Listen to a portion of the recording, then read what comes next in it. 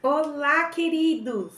Que a doce e maravilhosa paz, nosso Senhor Jesus, esteja hoje sobre o seu lar, sobre a sua vida, sobre a sua família. Aqui é Ivanilde Serafim e nós estamos com esse discipulado. E essas aulas estarão disponíveis em público por pouco tempo, depois será restrita apenas para alunos. Se não viu as demais aulas, corre e veja enquanto está disponível, porque logo mais ela estará privada. Então vamos lá. Discipulado módulo 2, iniciando hoje, módulo 2, falando sobre salvação.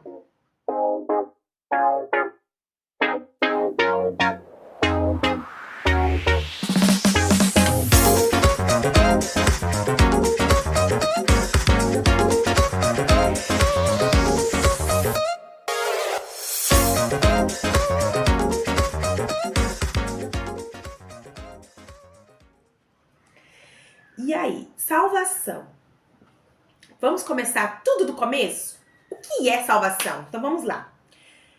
Antes de entender o que é salvação, nós precisamos entender que quando Deus criou o mundo, quando Deus criou a terra, quando Deus criou o universo, quando Deus criou o homem e a mulher, quando Deus criou todos os animais, Deus criou tudo perfeito para a glória dele, para que tudo funcionasse bem.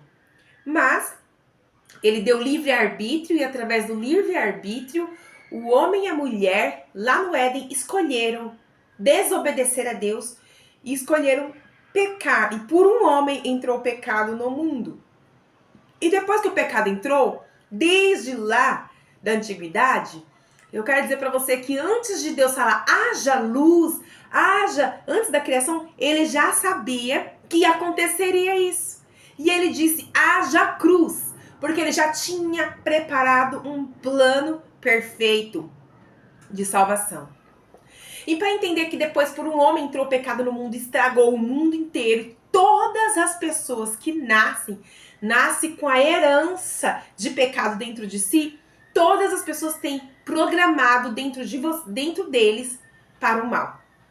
Todos os bebês que nasce programado para o mal. Por mais que tenha um bom caráter, uma boa índole, tem pecados, tem maldade. Ninguém é livre de maldade. Se você der lugar, espaço dentro de você para o homem ou a mulher mal que é aí dentro, você será capaz de fazer muitas maldades. Muitas coisas horríveis. Que talvez você não tenha coragem, porque você tem caráter. Mas que tem sementes do mal dentro de todas as pessoas, tem. E por mais que você tenha um bom caráter, uma vez ou outra você acaba pecando sim contra Deus. Porque nós somos pecadores. Destituídos estamos da glória de Deus, separados de Deus. Deus é santo, é puro, nunca errou, nunca pecou. E ele não se mistura com o mal, com o pecado. Então o homem se afastou de Deus e se tornou inimigo de Deus. E ao se tornar inimigo de Deus, quando o homem e a mulher se tornam inimigos de Deus, desconectado, Deus precisa trazer esse homem e essa mulher de volta para si. Através do quê? Dos sacrifícios de animais. Quando os animais eram colocados no altar e oferecidos em sacrifício a Deus. E aquele sacrifício Deus aceitava como castigo do pecado das pessoas. E aí Deus conseguia ter uma comunhão bem leve com o homem e a mulher. Não como tinha no Jardim do Éden, que se tornava um com o homem. Era uma comunhão plena, perfeita.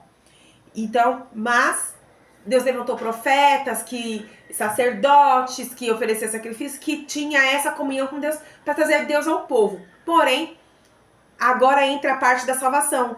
O plano perfeito de Deus é que um homem, um ser humano, pudesse ser sacrificado por todos.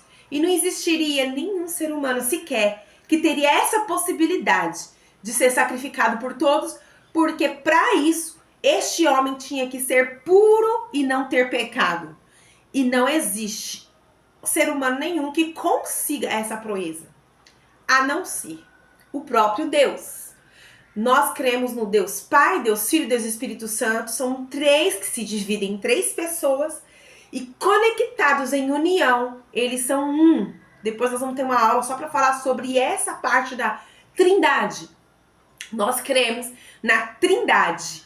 e crendo na Trindade, Deus Pai envia Deus Filho do céu, do trono de glória, à terra, e escolhe uma mulher chamada Maria, que estava noiva, desposada, ela ainda não tinha se casado, mas estava em preparação para o casamento. Ela estava ali vivendo aquele processo antes do casamento, para gerar o menino Jesus. Não foi por ato sexual, não foi por relação sexual, mas foi por um milagre maravilhoso de Deus, onde a virgem, que nunca tinha tido contato com o homem, engravida de Jesus Cristo. E sendo assim, ela se casa com José e cria esse menino com temor e tremor do Senhor, sabendo do chamado que ela teve para criar e educar essa criança. E essa criança, né, ele é preparado para ser Jesus, o Messias, o Salvador, que todos judeus e israelitas aguardavam. Ele cresceu sem pecado, sujeito, um homem normal como eu e você, um ser humano normal, sentindo todas as coisas que a gente sente, cansaço, sono, dor, tristeza, alegria, medo, insegurança, tudo igual. Ele era normal, porém somente ele conseguiria manter a pureza de não pecar, apesar de ser tentado. Ser tentado não é pecado. O pecado é ceder à tentação. Até enquanto você está sendo tentado, é de fora para dentro. É alguém de fora que está fazendo uma tentação para você, chamado Satanás, que tentou Eva no jardim. Eva não resistiu à tentação, nem Adão. Davi não resistiu à tentação quando olhou do terraço do palácio e viu uma mulher bonita tomando banho. Mas Jesus resistiu todas as tentações que Satanás colocou para ele. Se você for ler no capítulo 4 de Mateus, tem as tentações. Provavelmente ele passou por muitas outras tentações na vida, além dessa. Essa talvez foi a mais forte, a mais difícil de Jesus suportar. Por isso está registrado. E as tentações ele suportou todas elas, mas ele não cedeu ao pecado. E com a pureza de Jesus, ele se entregou para ser morto. Ele foi humilhado, castigado, rejeitado. Ele foi tratado como alguém que não tivesse valor. E que nós olhávamos para ele e achava que, não é possível que esse homem seja realmente filho de Deus. Não é não. Ele não é Deus não. Olha, se ele fosse, ele jamais estaria vivendo isso, estaria passando por isso. As pessoas que ele abençoou, que ele curou, que ouvia ele, agora gritava: crucifica-o, crucifica-o. Solte Barrabás, que era um ladrão que devia, e crucifica Jesus, que não devia. E foi assim que ele teve que passar por todas as dores que existe na terra. Ele passou por todas, dores emocionais e físicas. E ele levou sobre o corpo dele, sobre a alma dele, sobre ele, nossas dores, nossas doenças, nossos pecados, nossas culpas. E ele pagou o castigo lá na cruz que nos traz a paz. E isso foi consumado quando ele disse: está consumado, e entregou o espírito dele ao Pai. Morreu, foi sepultado. Com 3 dias que estava no sepulcro, ele ressuscitou.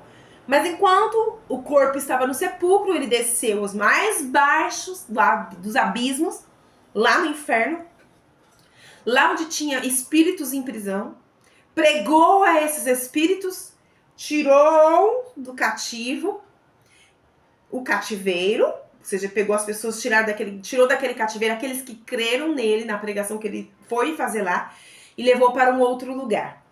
E ressuscitou, apareceu a algumas pessoas, apareceu aos seus discípulos, e disse a ele: ide, pregai o evangelho a toda criatura. O que crer e for batizado será salvo, e o que não crer será condenado. E depois que ele deu essa ordem, disse: ficai em Jerusalém, e do alto vocês serão revestidos de poder. E aí vocês serão minhas testemunhas. testemunhas, porque viram Jesus ressurreto, viram Jesus não só operar todos os milagres, ensinar tudo que ele ensinou, mas viu ele carregar a cruz, viu ele ser chicoteado, viu ele entregar a vida na cruz, morrer com a morte mais horrível que existia na época. E depois ser sepultado, ser ressuscitado, aparecer um ressurreto, com o corpo glorificado, a qual ele passava até pela parede, mas ele comia. E subiu aos céus e eles viram Jesus subindo ao céu, a ascensão de Jesus. E depois disso, que Jesus subiu aos céus, ele disse, e eu voltarei. Então eles foram ser testemunha de Jesus em Jerusalém, na Judéia, Samaria, e até os confins da terra, que é em todas as nações, como hoje nós recebemos a mensagem de Cristo aqui no Brasil. E sendo assim, Jesus, depois que ele passou por tudo isso e deixou esse legado, os discípulos ficaram ali em Jerusalém, foram revestidos de poder, receberam a glória e a graça de Deus. E aí Pedro começa a levantar, cheio do Espírito Santo, começa a pregar. E aí ele começa a converter muitas almas e a igreja de Cristo começa a crescer. E aí nasce a igreja. E Pedro se torna um grande apóstolo. E os demais também se tornam apóstolos, operando sinais, maravilhas no nome de Jesus. E assim que começa a introdução para entender a salvação. Mas o que é de fato salvação? Você falou tudo isso, mas o que é de fato salvação? Vamos entrar a fundo nisso para entender? A palavra salvação vem do grego sotéria. E significa, no original da escrita da palavra, significa livramento. Então, salvação é livramento. Uma pessoa pode estar se afogando e chega um salva-vidas e salva aquela vida, ou seja, livra ela de morrer afogada.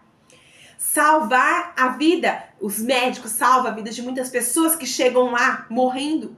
E através de tratamentos médicos com remédios, os médicos salvam essas vidas. Os bombeiros salvam vidas que muitas vezes estão em perigo, em incêndios ou em outras circunstâncias. Os bombeiros trabalham salvando vidas. Isso significa salvação. Mas salvação, Ivanilde, do quê? Como que serei salvo? Por quê? Do quê? Então nós vamos entender tudo isso sobre a salvação. Porque a salvação, ela vem de Deus para mim, para você, para nos salvar do quê? Da condenação do pecado, do castigo do pecado, da morte eterna e do inferno. E Jesus, quando ele veio, sofreu tudo isso com um corpo santo, sem nenhum pecado. Ele pegou o meu e o teu pecado e levou sobre ele. E ao levar sobre ele os pecados, meu e seu, nós podemos ter agora vida eterna, perdão, salvação. Ok? Eu quero ler alguns versículos com você rapidamente para você entender o que é salvação. E o primeiro está em Efésios. Se você tiver com a Bíblia, já abre. Se você não está com a Bíblia, anota, por favor. Acompanhe a palavra. Efésios 2:8. Diz assim, ó. Pois, pela graça de Deus, vocês são salvos por meio da fé. Isso não vem de vocês, mas é um presente dado por Deus. A salvação não é um resultado dos esforços de vocês. Portanto, ninguém pode se orgulhar de ter a salvação. Pois foi Deus quem fez o que somos agora em nossa união com Cristo Jesus. Ele nos criou para que fizéssemos as boas obras e que Ele havia preparado para nós. Então, medita direitinho nessa palavra. Não vou explicar muito para dar tempo de eu ler os demais versículos. Mas aqui você não pode se orgulhar, falar, eu sou salvo, sou melhor do que o outro que não é. Porque não foi você que mereceu e nem fez nada para alcançar isso. Foi um presente que Deus te deu e quer dar para essas outras pessoas também. É um presente de Deus para a humanidade e Ele quer dar esse presente para todos. Mas tem o livre-arbítrio. Eu escolho receber ou não. Essa é a única diferença. Mas não é mérito, não é nada que eu fiz para receber a salvação. Eu recebi como presente de graça. Amém? 3 bênçãos que a salvação traz. Perdão de pecados. Atos dos Apóstolos, capítulo 10, versículo 43, vai dizer aqui, ó. Vamos lá, 43. Todos os profetas falaram a respeito de Jesus, dizendo que os que creem nele recebem por meio dele perdão dos pecados. Então, primeiro bênção que a salvação te traz é perdão dos seus pecados. Você é perdoado de todos os seus pecados. Segunda bênção, você é adotado como filho de Deus e nasce de novo na família, numa nova família chamada família de Deus. E é uma família enorme, porque não é a família, não é como muita gente pensa, placa de igreja. Muita gente faz a separação como se essa igreja é a única ou ela é individual da outra. Não, a igreja de Cristo é uma só. Placa é só a organização humana. O corpo de Cristo e a família de Cristo, quando você nasce, é uma só no mundo inteiro. Então, nós vamos ver aqui, ó. 1 Pedro, capítulo 2, versículo 10. Diz assim, ó. Antes, vocês não eram povo de Deus, mas agora são seu povo. Antes, não conheciam a misericórdia de Deus, mas agora já recebem a sua misericórdia. Ou seja, antes vocês não eram povo, agora vocês são povo de Deus, tá? Então, essa é uma das bênçãos. E a outra está em Gálatas 4:5, o outro versículo, que vai dizer isso aqui, ó. Para Gálatas 4:5. Para libertar os que estavam debaixo da lei, a fim de que pudéssemos nos tornar filhos de Deus. Isso é a salvação. A graça e a salvação. Deus deu o seu filho, você pode ler o contexto inteiro, e o contexto vai dizer que Deus deu o filho dele para libertar os que estavam debaixo da lei, a fim de que nós pudéssemos nos tornar filhos de Deus. Então, a salvação, quando entra, nos torna filhos de Deus. Então, nós somos adotados na nova família. E a terceira bênção que traz a salvação é a vida eterna.